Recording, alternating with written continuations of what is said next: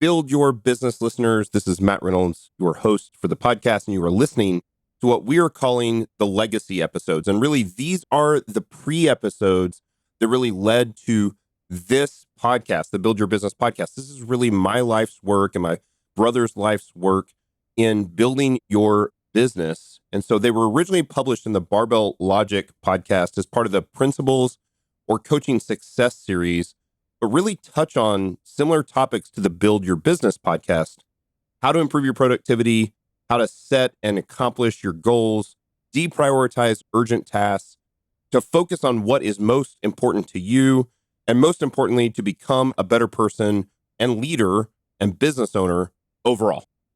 I'm proud to bring you these podcasts. Again, many years of life's work, several years of podcasts, and several decades of business ownership. Hope you enjoy them and learn from them. You're listening to Barbell Logic, brought to you by Barbell Logic Online Coaching, where each week we take a systematic walk through strength training and the refining power of voluntary hardship.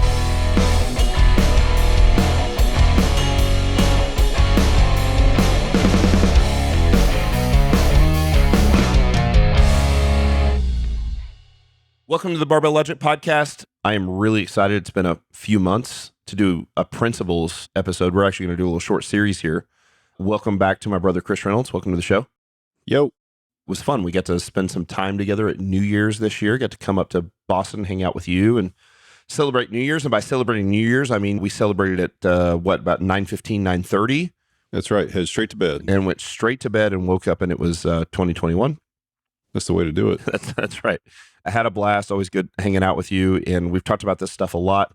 One thing we've never addressed, and we've got some really good principles episodes we've done in the past that probably are good lead-ins to this discussion. And we may actually post those in this series. I'm not entirely sure yet. But for our new episodes, one thing that has been incredibly influential in our lives, your life first, and actually you were the one that exposed me to this, was really how we approach goal setting and then reaching those goals, like very practically, like very practical. Here are the goals. Here are the action items that we're going to do to reach those goals, like how we're going to measure if it works. And so we at least want to do a two-part series here about where we learned this process. And you've been talking quite a bit about this process. You have other businesses, insurance companies, and whatnot, that invite you to speak to their board of directors and whatnot to kind of give a talk about how to do this in the business world. But it works really well even for people who aren't in the business world. Certainly the business world works fantastic. And so we'd like to talk a little bit about where we learned this system that we call OKRs, Objectives and Key Results, and where it came from. I'm going to let you lead most of this episode of the podcast. And the next episode, we're going to talk about how we at Barbell Logic have applied all of these principles and this entire system specifically and practically to Barbell Logic. And so let's just start there. So tell me a little bit about really where this came from and how you first heard about it. What OKRs, here's the thing. You start to hear these letters, OKRs, and it feels very corporate, and but it's got pretty specific meaning. And so where does this stuff come from? So, I mean, you basically have this problem when you're running a business that you have very clear understanding of where you want to go, but you got a lot of people that you have to organize and get all of those people pulling in the same direction.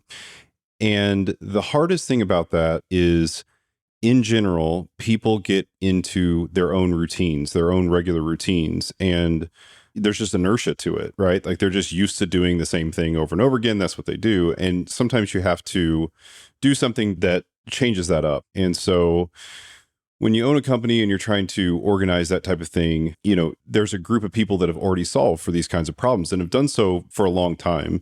The first person that really cracked the code on this was Andy Grove. And you can read about this in the book, High Output Management. Andy Grove was the CEO of Intel from 1987 to 1997. And while he didn't call them OKRs, he called them MBOs, which at the moment, it escapes me what that stood for.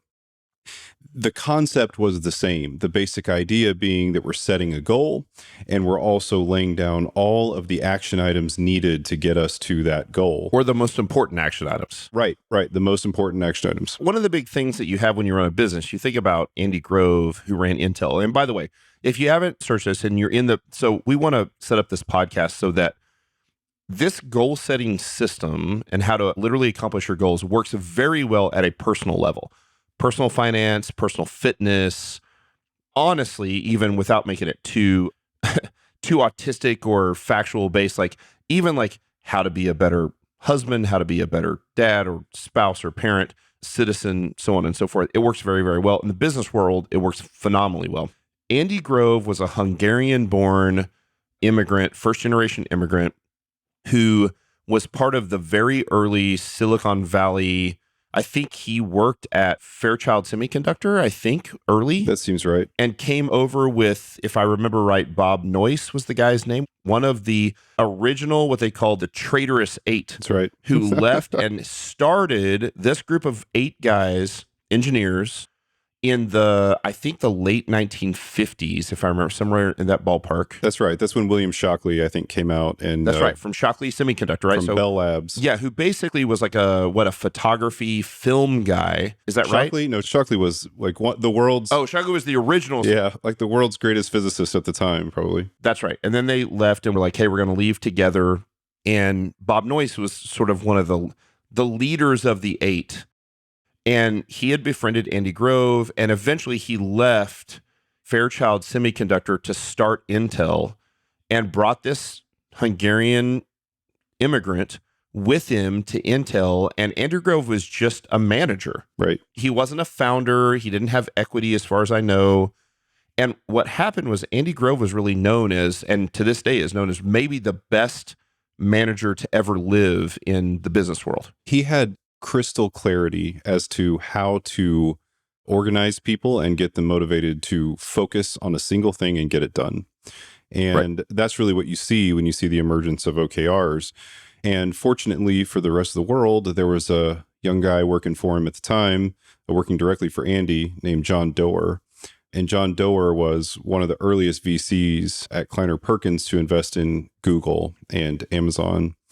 And so John Doerr writes a book, I think it came out maybe 5-6 years ago, called Measure What Matters. And Measure What Matters is really a fantastic book. I think Matt and I have actually talked about this book before. You can really get by reading the first half of the book. Right. Second half of the book is a lot of illustrations of the early points, but Measure What Matters is where John Doerr actually describes OKRs and what they are. And he's able to delineate. He delineates and like kind of distills down what Andy Grove's original ideas were to make it very sort of digestible for really anybody. Right. And he brought these to Google. One of his rules for Google was, look, I'm very excited to invest in the company, but I really only have one rule. I would like to come and give a presentation to your staff and the managers, basically. So he comes in and he gives a presentation about OKRs. And the whole point of this was to create some structure around how you set objectives, which is the O part of OKRs, and how you get to those objectives by setting what's called key results, or the KR portion. Which is the KR. Right. So probably the most confusing thing about OKRs in my mind is the fact that it is 3 letters, but it is 2 things. That's right. OKR stands for objective and key result. Key result is a single thing. The objectives are trying to tackle what? Like, what are you doing? And I always, what's the goal? Yeah, I just describe this as a snapshot.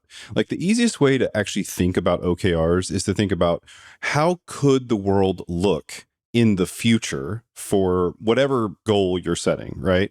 So if it's a business objective, you could say, I just want to imagine that in a year, we're going to be at this revenue level, this profit level, we'll have expenses down to this. Like, okay, that's a snapshot in time. That's maybe what it looks like on January the 1st, 2022. Or if you're a weightlifter, like we all are, you say like, how do I get my bench to this particular level, my squat here, my deadlift here, my press, whatever. And you can imagine in the future that it could potentially look this way. Yep. And so those objectives have to be like a reachable thing. It can't be like, in 2022, we're going to be inhabiting Mars. Like Right. that may be legit for Elon. I'm going to set the world record in bench press. Yeah, exactly. Probably not going to happen. So Elon Musk might be able to make that happen, but we can't. So the Mars part, probably not the bench press part. Right. The Mars part. So the objective describes the what, and you just think about it like a snapshot in time. It's literally, think about it like a date, a single day, some point in the future. And the key results are how. How do we get there? And essentially, key results describe from now until the objective, right? So starting right now, what all do you have to do to get there? But importantly, we're not trying to measure every single individual detailed thing. We're trying to describe these in sort of a broad sense. So what are the big things that need to be accomplished in order to get to the objective? Some people who've done things like this before for project management will think about this like milestones. And milestones are a decent way to think about it. The way Andy described it the way John Doerr described it whenever he was talking to Google was he talked about it using a football inference. He basically said, look, if your goal is to make it into the end zone, then your key results are all the first downs to get you there, or so many yard markers every 10 yards, whatever it is. Those are the key results. Right. You can guarantee that you are not going to get a touchdown if you aren't making progress on the football field in terms of yards. He talks about like turnovers, like what an impact in football. When you have a turnover, you have a fumble, you have an interception, you have a blocked punt. Like if you actually look at the stats of the turnover, he talks about this in the book. If you lose the turnover competition, you lose like 90% of the time. That's right. In football. So you can't turn the ball over. So for them, so they have this goal. The goal is to win the game. And he has these sort of shorter term goals. We got to win the game. Slightly longer term goal, objective, longer term goal. We have to win the division. Longer term goal, we have to win the NFC or AFC championship. Ultimate goal, we have to win the Super Bowl. Right. And under each of those objectives are the most important milestones or action items that will help us ensure that we reach the objective. If our offense scores 21 points a game, we win the turnover battle, and we win the special teams battle, right? We have more yards in special teams. We block a punt or, whatever those things are. You identify what are the most important things. It's not about every little penalty. It's not about incomplete passes. It's not every single thing. It's the big stuff. And you go, if you've done this right and you actually fulfill the KRs, key results, the main actions, if you did your math correctly and if you were on the correct path, you will have reached the objective. Yeah, that's the goal. Obviously, the goal is for them to, the way that I like to think of it, because I'm a programmer, is that the key results compose the objective. Yeah. They necessarily lead to the objective. However, in practice, that is rarely true. Usually the key results get you really close, but you miss a few things on the way there. You have to make some minor adjustments. There's a few elements about the objectives that I think are really important. When I consult with some insurance companies on a fairly regular basis around this idea, how they communicate to their board, how they ultimately communicate to their staff and employees so that they can deliver the results that they're trying to deliver from a business perspective. And there's a few things that I think are really important about objectives. Like the three things that objectives have to have is they have to be significant, right? They can't just be silly. They've got to be concrete, which means they can't be ethereal. Right. Meaning like you just don't want to have something that's like, we just want to be the best. Right. Like what's the best? Like that's not. How do you measure that? How do you measure the best? Can't measure the best. Right. That's right.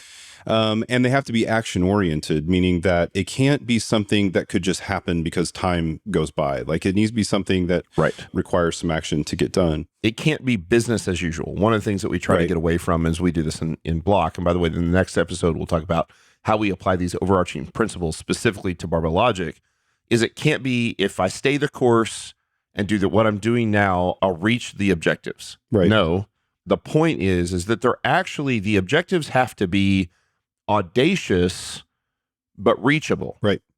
That's the idea. It's like, and the second half of the book talks about kind of how Google does this some, where Google actually identifies, I think they use green light, yellow light, red light, something like that, where they're like, we completely reached it, or we were within 90% of it, or we were close, but not quite there, yellow light, or we like completely, no, didn't happen for us. Right. So the other things that I think are important to sort of call out is that you want to think about objectives on time arcs. So Matt mentioned this before when he's talking about like when you use a football example, there's, we need to win the game. We need to win the division. We need, on out it goes.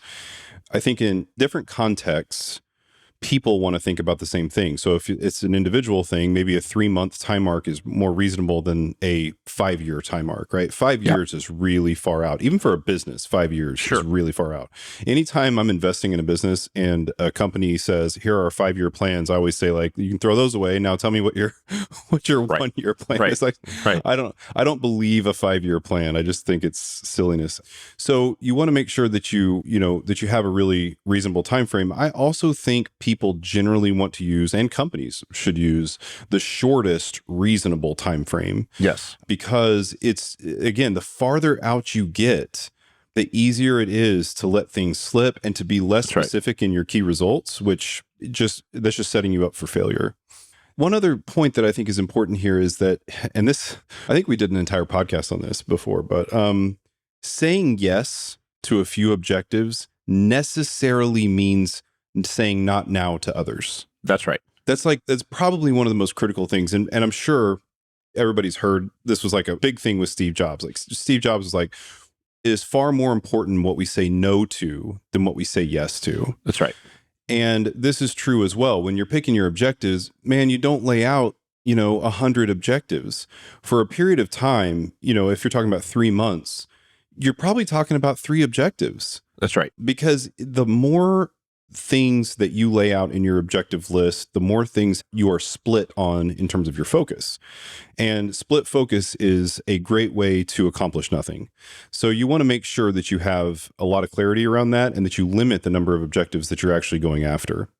That's good. Inside of a company, the other thing that's really important there is that it's very difficult for, again, this is sort of a company context, it's difficult for staff in a company to understand and keep more than a few things in their mind, because they're working on a lot of other stuff. That's right. And I always say, like, your staff should be able to recite your objectives. Like if you should just call them out and say, like, what's the objective? Bam, bam, bam. Got it. Yeah. Yep. Right. But if there's 100 of them, that's just absolutely not going to work. Yeah. We've continued to, and I'll talk more about this in the next episode, is that, you have to hone in on what are the most important objectives for this time period. For that, and for us, we actually do this. We do OKRs. Our business moves fast enough that we actually do OKRs monthly, and we do them quarterly, and we do them yearly. Yep. And that's it. Now, there are some objectives that we have that we actually tend to call tenets for us, which are the thing above the objective, which isn't really in the OKR book, which can be more ethereal, right? Sure. Yeah. 3 to 5 years from now, we would like to be here, but it doesn't actually have to have a specific date. You can let it be a little more ethereal, but all of the objectives have to be pretty concrete. And then that gets handed down as well. So remember, objectives really are just another word for goals, right? Objectives are goals. That's right. Here's the goal. It's a quantifiable, achievable, audacious, not easy to reach. It's going to take some work, goal. And then underneath each one of those, the same rules apply. You have really a list of about 3 to 5 maximum key results or key action items or key milestones that make sure that you reach that goal, or that objective. So you could take an objective and you could literally write a checklist, a chronological checklist of 55 things that you need to do in chronological order in order to reach that. But it's too much. Right. And so you have to be able to delineate that down, distill it down for your staff, or even if this is something that you're trying to do in your personal life, to go, okay, I want to,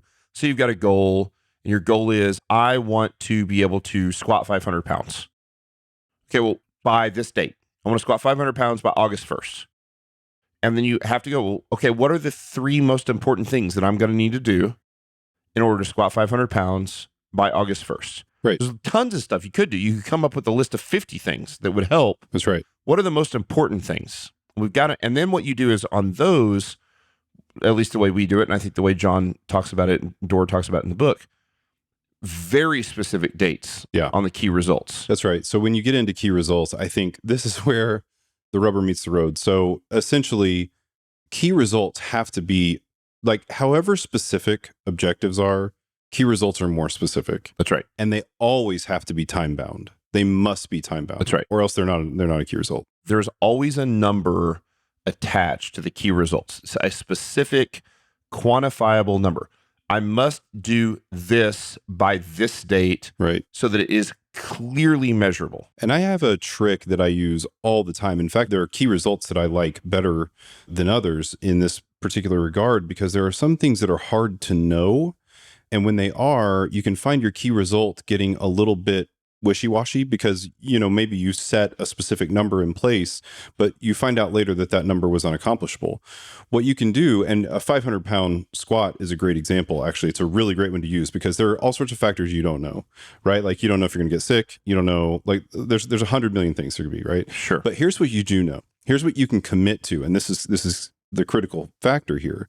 Key results require a commitment. They are a commitment by a single individual. So even in a team, there is one individual who's responsible for this key result. That's right. And they're going to put their name beside it. And this is what I'm going to do. Well, the great thing about a key result that is time bound, where you can actually say, okay, look, all the things may occur in my life that make it hard for me to squat 500 pounds, but I can guarantee that I'm going to squat twice a week for the next, 4 weeks or whatever, 5 weeks. That you can do. 6 months or whatever it is. 6 months, however long it takes. And that is something you can commit to in a business context. If you're trying to do something like write a marketing plan, but you have no idea how long it's going to take and you don't know what all the weeds are, you may not be able to describe a whole lot of detail, but you can say, I know I have 3 hours in a week that are free enough that I can dedicate and commit to doing it. So I'm going to spend 3 hours a week on writing the marketing plan, and I believe I'll have it done by this particular date. Yeah. So thing that's important about key results is they have to be something that you can measure and that you can either, it's pretty close to a pass fail. I do think there's like maybe a 90% zone in there that's okay. Sure. Depending on what people do, but more or less, the way that we sort of hustle at the end to accomplish something, the drive for that is that we made a commitment. And we made that commitment not just to ourselves in the case of a company, but we made a commitment to our team members, our manager, the board of directors. And so there's a lot of importance to that element. Key results have to be aggressive and realistic. Yes. So this kind of gets us back to this idea that, don't set your key result to something that's impossible. I'm going to work, no problem. I'm just going to squat 60 times this month, right? No, you're not. Like that'll kill you. But here's the interesting thing. More often than not, this is just my experience, and I'll bet it's yours too, is that people set it the other way around. Yeah, of course they do. It's far more common for someone to set it as, if I just maintain the status quo, then I'll complete the key result. Then you go, well, if all of the key results, if all the action items are status quo, then your objective is set, the standard for the objective is set way too low. Yep. It has to be audacious too. My impression is that about 80% of people will set their key results where they would just accomplish them in the normal course if they weren't kind of pushed. That's right. The other 20% of people set their key results way, way too aggressively. That's right. And I know almost no one who naturally finds the middle ground that's sort of what we call sort of like a stretch. We're stretching to get there, but Yes. but it's aggressive yet realistic. That actually takes work. And this is the place where, if you're doing these for yourself, you have to keep yourself in check. When you get to the end of a period of time that you're measuring for, a month, a week, whatever it is, look back and see how realistic your key results are. The first time you ever set them, they're not going to be great. You're going to have to, refine those over time. And if you're on a team, this is where having a manager that can sort of hold you accountable to it is good, or being a manager that can hold their employees responsible is really useful. Yeah, that's good. And then, of course, we've talked about this 100 times, but measurable and verifiable is like the thing. So there should be no way there could be an argument. Right. In other words, Right. Like, I accomplished that. No, you didn't. Like, that conversation should never occur. It's like, no, this was the measurement. It didn't happen. I Yes. didn't accomplish it. Key results can always, at least the way both Doerr and Andy Grove talked about, was they must always be answered with a yes or no. Mm-hmm. Did you do the thing? That's right. So again, you have your objective, which again is like the goal, and it's usually measurable and usually attached to a timeline. Like it's measurable by, like, we're going to accomplish this goal or this objective by this timeline. And here are the 3 to 5 main action items or key results that we are going to do or we're going to complete. And so you have to write it in a way that says, okay, so like you said, I'm going to squat twice a week for the next 8 weeks. At the end of 8 weeks, you go, did I squat twice a week for 8 There weeks? you go. Yep. Yes or no? You did or you didn't, right? Right. And again, maybe you go, I squatted twice a week for 7 weeks and once a week and once one time. Okay, so that would be that gray area where you're like, you got real close. It's not a failure. But if you go, well, I was supposed to, over 8 weeks, I was supposed to squat 16 times, but I only squatted 10. You didn't even get close. Right. You missed it entirely, right? And so one of the important things as in a business ownership that's a little bit different than doing this on a personal level is that for us, OKRs are almost never tied back to performance reviews and promotions or salary benefits. And the reason why is because I want our employees, I want our staff, I want our leadership team to be audacious enough to pursue the thing that's hard to pursue. Yeah. And one of the things that I think if you do this wrong as a manager or an owner or an executive in a company is you push for the big hard thing, but then you chew the ass of the people that don't actually reach the key result. They get put on a performance review and, a performance improvement plan. And they're like, whoa, I was just trying to be audacious like you wanted me to. And so to hone in on this is doable, it's reachable, it's hard. Like I remember when one of the big things is I think back, I've coached you for several years and Jillian's coached you in nutrition now for a long time as well. I remember a big thing that changed for you was when you decided to stop snacking at night. Yep. You were like a robot with your diet throughout the day. And then you're like at night, you're watching TV with the family, you start snacking a little bit, you have some popcorn, you'd have some cookies, some crackers, you drink a couple glasses of whiskey, and you're like, it was specifically undermining the objective for you, which was to have these performance goals, to have these levels of like leanness or body fat percentage. And when you decided, like, it was kind of a stretch. I am no longer after dinner. I'm going to have dinner. And after dinner, I'm not snacking anymore. Right. And you did that. And it immediately changed. Not just, you didn't start seeing body composition changes for you. You actually started seeing performance improvement for you. Right. Yeah. So that would be like a really clean key result. Here's an action item. You would write it as, I'm not going to eat anything after dinner. You ate dinner. And you would have a good dinner. You'd have a dinner that was plenty of calories. Maybe you even have a few bites of dessert. You guys cook a lot at home, especially over the last year plus with COVID. You guys are staying at home a lot. You're in the Northeast. Things aren't really open. And so you would have a good dinner, but you're like, that's it. That's what I'm doing. Yeah. Nutrition may be one of the best places to apply this. I actually think where most people struggle, and you have a lot of advantages for performance inside of nutrition, obviously, where most people struggle is there's a lot of wishy-washiness in nutrition if you're not careful, but there doesn't have to be. Right. You just have to be really committed to doing it. Sure. And to another point that you mentioned there about not doing performance reviews based on this. I mean, that's like really critical, right? So you are not stretching if you always get your key results. That's right. You should not always get your key results. That's right. I'll give you an example. Like my family and I have been really skiing a lot. Like we ski every weekend pretty much, and sometimes for entire weeks, right?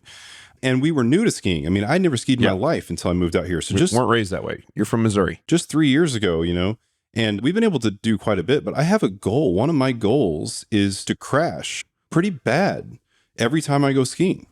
Every time. Because if I'm not attacking the mountain appropriately. Like I'm getting comfortable. I'm doing the thing I know how to do. For me, and I wouldn't necessarily recommend everybody do this. Right. I'm in very good physical condition and I can crash and be totally fine. And I'm not doing anything super scary. I'm not You're not crashing running into trees. Right. No, there are no trees. You're just rolling down a hill a little bit. I'm rolling down a hill, 10 yards or something. Right. But for me, that some people see that kind of thing as a failure. Oh, my goal is to never fall. My goal is to fall sometimes. In fact, somewhat frequently, because if I don't, I can't possibly be improving. How can you know where the edge is? Right. You'll never know where the edge is if you don't. No, you have to know where the edge is. And you and I talked about this before with weights as well. Like, if it's extremely rare for you to miss a squat, for you to miss a bench, for whatever, then first of all, it's kind of dangerous because you need to know how to miss. That's right. Right. I've seen some videos. There's a channel, I think, on Instagram called Jim Fails. Jim Fails. Jim Effery. Yeah, or whatever. Yeah. Oh, yeah. Jim Effery. Yeah. And on that particular one, I've seen people fail sometimes where they can almost snap a hand off or something. I mean, it's a mess. Right. Well, the same is true here. Like, you want to get to the point where you're comfortable failing, right? You're comfortable failing on lifts, comfortable failing on skiing, comfortable missing sometimes. Now, that's a big difference from I set my KRs and every single month when I evaluate my KRs, I miss all of them. Right. That just means you're lazy or you're missetting Yes. your KRs. Right. So you got to find the happy balance there. You should be missing a KR, maybe a few times a year, something like that. Yep. But you should be missing some. Yep. Yeah. So in the third piece of this, and one of the things that I'm going to get into a lot in the next episode is that, so OKRs, 3 letters, stand for 2 things: objectives, which for us, and we'll get into this in the next episode, we call goals because I feel like it sounds a little less corporate-y, and KRs, which sounds even more corporate-y, is key results. And we call those action items.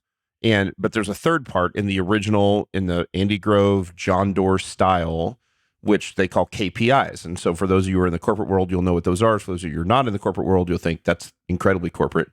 So it's these key performance indicators. And they're really the metrics that you use to measure if you're actually doing the thing you're supposed to do and if you were correct in setting the right KRs. So here's what will happen sometimes. Sometimes you'll complete all the KRs, all the action items. You'll still miss the goal. Right. Which tells you set the wrong KRs. Or the wrong goal. Or the wrong goal. That's right. There's a disconnect between the actions. And this happens sometimes. I've done this before in business where I go, there have been times, even in the last year and a half, and again, COVID kind of makes everything strange where you're like, okay, the business feels like it's running on all cylinders. We're doing all the things we're supposed to do, and we're still not quite meeting the goal, right? There's a little bit of a disconnect there. So you have to go back and go, well, is the goal set too high or the KR set too low? And what KPIs do, and again, I hate corporate-y vernacular. And one of the main things we're going to talk about on the next episode is how we use the exact same system, but we got rid of the corporate-y vernacular for us. But there's this system with which to measure, to identify what are the metrics that actually measure to tell me whether I'm actually moving the right direction. That if over time I'm completing the KRs, and by the way, the KRs, typically you'll have 3 to 5 key results or 3 to 5 major actions that help you reach the goal. Most of those, in the way you write them down, are actually written typically in chronological order. We're going to complete this action item first, or work on this action item first, and then this one, this KR, and then this KR. And so you'll say, like, maybe if you do a month or a quarterly OKR sort of plan, then you'll set this up and you'll say, well, like the first action item we need to accomplish to help move us down the line towards this objective is this very specific thing. And then we'll begin working on this, and we'll complete this, and then this. And if we get down and we complete all 3 to 5 of those things, only 3 to 5. And by the way, that's really hard, right? So lots of times you want to list there's 20 things I want to accomplish. Nope. You have to decide. One of the things that forces you to do is to prioritize. What is the most important? By the way, it's another place where sometimes you miss the boat. You should have prioritized something else. It's okay. This is a learning process. So you go down the line, you meet this key result, you meet this key result, you meet the next one's kind of chronological order, so here we are, we're recording this is sort of early March. This is going to come out, I think, in mid-March. To say, okay, by the end of March, by March 31st, we will have completed this key result. Yes or no? Did I do it? Yes. Okay, by April 7th, into the first week of April, it's this one. April 15th, it's this. April 20th, it's this. April 30th, it's this. If I do all those things, by the end of April, I will have reached the goal, right? And what you'll find is either A, you won't get all your KRs. You'll get through 3.5, you'll get to 4, and you'll have to carry over that last one off into the next round of planning. Or you will complete all of them and you'll reach the goal, or you'll complete all of them and you won't reach the goal. You won't reach the objective. But every one of those things gives you an opportunity to learn. And what I love about this is that you're never flying blindly, whether that's in business or they're in your personal life. You can immediately, and what those KPIs do, you start to look at and you go, well, what are the key performance indicators? What are the metrics that tell me whether it's actually working or not? If I do this, I think the metrics will say this. And they often do, but sometimes they don't. And that's when you go back to the drawing board a little bit, you tweak the next time around, and you tighten it up. When you get a ton of value any way you look at it. Look, if you set your goal as a 500 squat, and you put in all your time and you hit your macros because you're trying to make sure you're feeding your body appropriately to get your squat up, and you don't hit your 500, but you get to 450, 475, something like that, is that so bad? Like, well, especially not if you were at 425 or 430. Right. You made a lot of progress. That's the point. You still got a big PR. And that's going to be true both personally and in the corporate world. In general, this process has to be continuously refined. You're going to get better and better at making objectives. You're going to get better and better at making key results.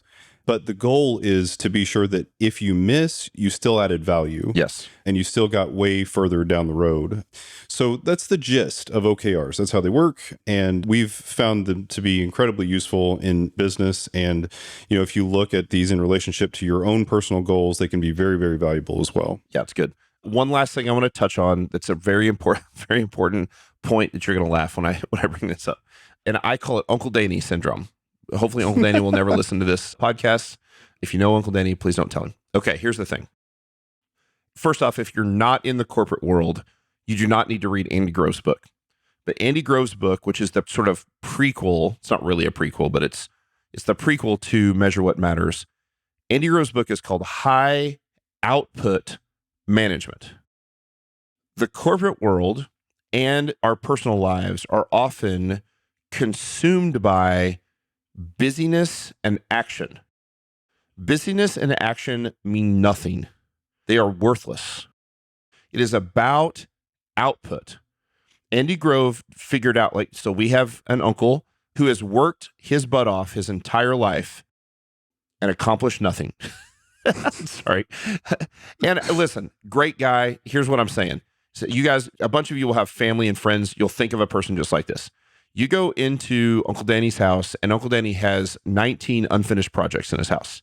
He's got a room that has all the drywall off the walls. It's down to the studs. He's doing some renovation project. He's redoing this thing or that thing. He's got a landscaping project. And nothing ever gets crossed off the list. Lots of actions, often busy. And by the way, our dad was kind of like this too. They were notorious, the Reynolds dads that we talked about, they were notorious for being busy a lot, but very slow and never, weren't great at crossing stuff off lists. Yeah. Hardworking. Work super hard. Let me be clear. Very smart, very intelligent, very hardworking, but not real efficient at output. And I think one of the things, as a matter of fact, I think one of the biggest gifts that generation gave you and I and our cousin who have done this stuff is that we figured out how to be efficient at actually getting things done, right? We've talked about this on the podcast before too, that infamous interview between Bill Gates and Warren Buffett, where they're like, what's the thing? What's the thing that separates the winners and the losers? Focus. So, the ability to focus and get shit done, to actually get it done, not to work, right? It's that there's a principle, and now I forget what it's called, where it's that you are going to use whatever time allotted.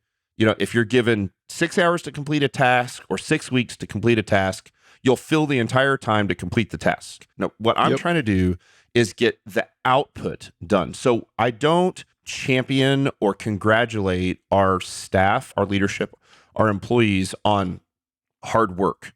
Hard work's great. Hard work's important. But if hard work doesn't lead to accomplishing anything, if there's no output, if they work for, it's the person who's been writing the novel for the last 27 years. Hey man, there's still we still don't have a book. We got to finish the book. Yep. And what Andy Grove did was he was able to take these principles and say, the point of the principle, the point of OKRs, the point of these things, of objectives, key results, KPIs, is to make sure that things are actually getting accomplished, checked off the list. And so it's not about action. It's not about busy. There's a lot of this thing on the internet right now of the entrepreneur life, #entrepreneur life, #rise and grind. Listen, get your shit done.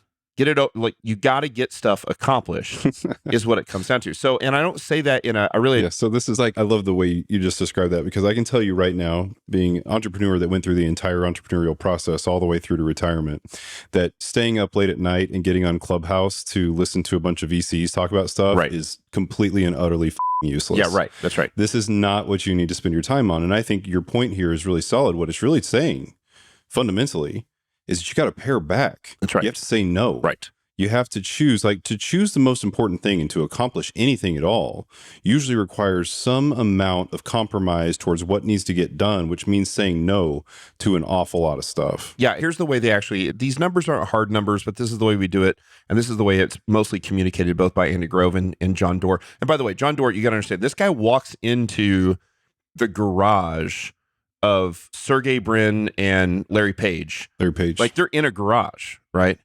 First off, I think there's a story, right, where they're like, he's like, what do you do? And what do you think? And one of them says, well, we think eventually this business will be worth like $1 trillion. And he's like, wait, what? He's like, you're crazy. Of course it is, right? And he started to walk them through like how they do this system. And Google does this. As a matter of fact, Google does this, Amazon does this, Apple does this. I mean, the biggest, Facebook does this. I mean, literally 4 of the top 6 biggest companies in the whole world are using this process, and everybody's made it a little bit their own. A lot of the second half of the book of Measure What Matters by John Doerr, it's a great book to read. And I've actually given this book out. This is one of those books I've bought like 8 or 10 copies of it. And then when I have somebody over at the house and I feel like it applies, I'll just run up to the library and just grab them and give them one of the books. It forces you to do several things. Number one, it forces you to hone in on what are the 3 to 5 most important objectives. When you're running a business, especially that has sort of fingers in lots of different places, it is so easy to have 20 big goals. Yep. And like 5 years down the road, ethereally, like you can have those, but you can't have those for the next quarter. You can't have them for the next month. What are the 3 to 5 most important goals that we accomplish? That's it, which means other things you have to pull some weeds. You got to learn how to pull weeds. And then you look at each of those goals, each of those objectives, and you go, what are the 3 to 5? 3's perfect. 2's fine too. 1's probably not quite enough. But what are the 2 to 5 key results or action items that you use, those milestones that will guarantee that you reach those goals? Most of those major objectives or major goals could also have 20 or 25 or 30 or 50 key results, but it's too much. It's overwhelming. One of the hardest things as you run, I'll talk for myself. We've got a staff now of 80 plus. One of the hardest things for us is to help people prioritize. That's what it's doing. It's like, what am I supposed to be working on? Because again, if they don't, and there's 20 different things they're supposed to be working on, guess how many of them get completed? None. But if there's 3 things we're working on, they all get completed, right? That's the goal at least, right? Yep. And then you figure out, well, what are the most important things that I'm actually measuring? If this is the objective and these are the key results or these are the action items, then what are those metrics that actually matter? So you can look at like a company like ours. We look at things like not just new client signups, which is obviously a huge metric for us, but also churn. How many clients are we losing? If we gain 50 clients in a month and we lose 50 clients in a month, that was 0. We didn't get any better. Yep. Right. So, and we've got those for each of the objectives. So it forces you to really hone in on the stuff that actually what matters, which is why the book is called Measure What Matters. And it's a great system to use. I remember you shared it with me several years ago. We were on our way out to do a vacation in Telluride, and I just spent the week reading that book and then like going crazy and writing it and trying to apply it to what we do. And we have done different permutations of this now for about, probably 4 years or so at Barbell Logic. And it's really been in the past year that we have come into our own on this. And so I'm excited to share that in the next episode about how we take these primary principles and we apply it specifically to Barbell Logic so that you all can see what we're doing on a day-to-day basis so that we make sure that we're actually improving as a company. Yep. So awesome. Love it. So OKRs. Everyone can read Measure What Matters by John Doerr. We don't make any money off that. We don't know John Doerr personally. Good guy. Has done lots of great things in the business world. It's a great book for anybody, and it works well for both those of you who are in the corporate or business world, or people who are just trying to understand how to set good goals, good objectives, and how to reach those goals on a personal level. Works great. If you're in the corporate world, you should definitely also get Andy Grove's book, High Output Management. There is a family tree there of Andy Grove. It's like the Bill Parcells tree in the NFL. Those of you guys that have followed like Bill Parcells, and you get down to like Bill Belichick, and it's like all of the great NFL coaches today have kind of come from the Bill Parcells era of the early and mid 80s when he was with the Giants. And a lot of this is the same thing. Andy Grove was the CEO of Intel. And before he was the CEO of Intel, he was the guy that was very integral in the original sort of silicon semiconductor, like why it's called why it's called Silicon Valley. He was the guy, but it wasn't that he was known as being an incredible CEO, although he was an incredible CEO. It was that he was a great manager. He got the most out of his people and they loved him. Like, it is almost impossible to find a negative thing written about Andy Grove. He died, maybe it's been probably close to 10 years ago now. It's been a while. Yep, that's about right. But guy was half deaf, right? Wasn't he half deaf? And he had sort of a kind of a semi-deaf speech impediment. Plus he had a Hungarian accent. Right. But he just had a way with people to get the most, and they loved him. He was incredibly beloved and certainly had a huge impact on John Doerr then, who wrote that book. And then from there, you get guys like the impact that they've had on guys like Ben Horowitz, who, we've talked about The Hard Thing About Hard Things, and Andreessen Horowitz, like Mark Andreessen, who essentially invented the internet, was the guy that came out with Netscape. Those guys had direct impacts on the people who essentially built the internet, some of the largest venture capitalist firms at this point, all of the companies that are worth in the $1 trillion range, and there's a very, very few number of companies that are in the $1 trillion range at this point. Those companies have been directly impacted by these guys. And so it works at the $1 trillion company level, and it works at the $35,000 salary level really, really well. And so hope you've got some value out of this. I'll talk a little bit about here's what we did. I'll give a little teaser for the next episode. I love the system. I hate the vernacular. The vernacular is corporate-y America, and I don't like it. And so it caused some hurdles for us. And so we figured out how to change the vernacular to make it our own at Barbell Logic. It's really the exact same system. So on the next episode, we'll come to you here shortly, and we'll talk a little bit about how we've taken this exact system and we've made it our own without completely changing it. I think you've got to be careful not to bastardize the program. We didn't. We just changed a lot of the verbiage, and I'll talk very specifically and practically about how it works at Barbell Logic. Awesome. So, dude, thanks for filling us in. Thanks for listening to another episode of the Barbell Logic podcast. Principles episode, first one in the last couple months. We'll do some more of these. We've got some more series coming out. As you know, those of you who are listening to the podcast, we're doing more series lately. We'll do some principles series. We'll do some little, 3, 4, 5 episode principle series coming out.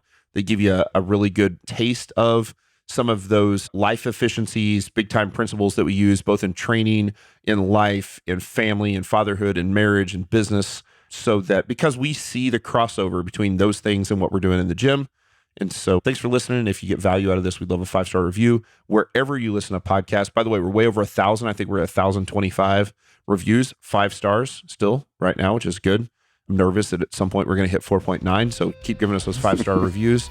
Over 1,000 reviews. I think that's one of the top in all of fitness. So I appreciate all of those reviews that have come in. If you haven't had a chance to do that, we'd love to see that. And we'll see you here on the next episode. We'll talk about how to make OKRs your own. See you soon.